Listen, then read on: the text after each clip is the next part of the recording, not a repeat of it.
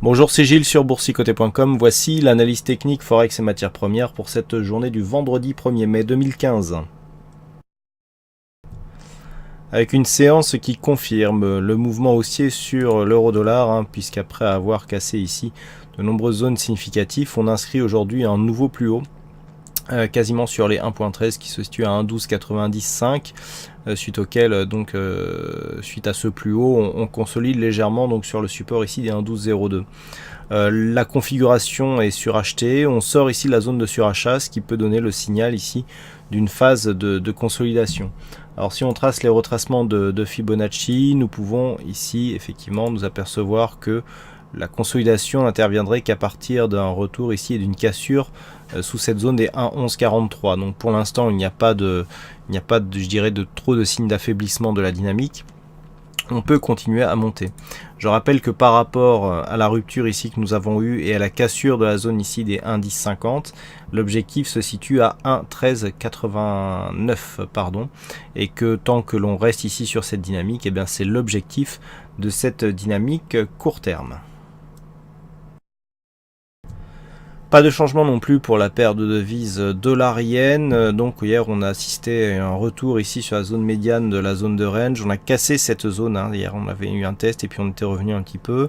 On a cassé cette zone et on s'achemine désormais vers la partie haute du range à 120.70 yens pour 1 dollar. La configuration est surachetée. On a ici une hausse qui est relativement forte, qui a cassé ici cette zone intermédiaire des 120.10. Bon, tant que l'on reste ici sous cette zone des 120.70, il n'y a pas de remise en cause de l'évolution qui est pour l'instant neutre. Tant que l'on oscille ici entre cette zone de point bas à 118.57 et cette zone ici à 120.70, la tendance est neutre. Sur une éventuelle rupture ici de cette zone, l'objectif deviendrait ici les 122 yens pour 1 dollar. Sur cette configuration, on est vraiment dans une neutralité quasi parfaite, puisque même d'un point de vue moyen terme, il est difficile de mettre en évidence une tendance. Donc il faut attendre ici la rupture d'un point haut ou d'un point bas significatif pour définir un biais directionnel. Et enfin sur l'or, nous assistons à une rupture ici de cette zone des 1180 $ l'once, puisqu'après ici un test de cette zone, on avait cassé 1187, on était revenu sur cette zone des 1180, on avait rebondi légèrement pour réintégrer les bandes de Bollinger avant d'assister aujourd'hui à une nouvelle rechute. Donc la zone ici des 1180,78 est cassée à la baisse et on s'achemine désormais vers les 1165 $ l'once. D'un point de vue global, on reste dans une tendance moyen terme qui s'oriente à la baisse. On peut le voir sur cette phase, alors j'ai essayé de la remettre, voilà. On avait ici une phase de baisse qui est venue marquer des points bas significatifs à 1142. Le rebond technique ici n'est venu tester que la zone 50,61,8. Donc on est toujours dans une dynamique plutôt baissière d'un point de vue moyen terme.